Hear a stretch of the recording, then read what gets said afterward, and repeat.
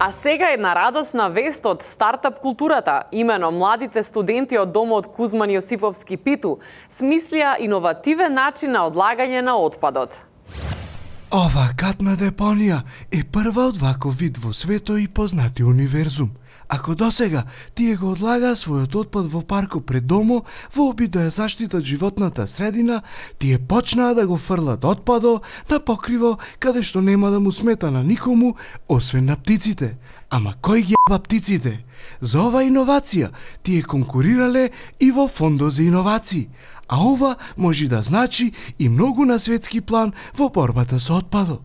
Честитки за иновацијата тие добија од премиерот Заев и председателот Иванов. Браво студенти, иднината е во ваши раце.